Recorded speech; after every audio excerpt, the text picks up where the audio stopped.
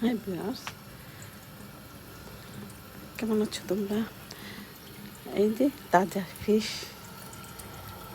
জামাই কেটে দিচ্ছে, রান্না করবো। ও কথা এই বলতে সময়টা হবে, না পরে দিব।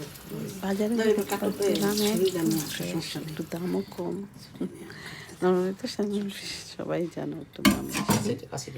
তো আমি তো কাটতে পারি না, ফ্রেশটা না খুবই ঝামেলা। তো জামাই কেটে দিচ্ছে, খুবই মজা আসলে। এটা মাথাটা করবো টমেটো দিয়ে আর ঝোল ঝোল। আর বাচ্চারা তো ঝোল খায় না, ওদের জন্য ব্যাগ যেভাবে হ্যাঁ, প্লাস্টিক চাইছো, এটা মধ্যে ময়লা দিয়ে ভালো, এটা সবই আমি চচ্চড়িও করি আমি। ভালো হচ্ছে। কেমন হলো বলবা? তাজা মাছ বলে কথা।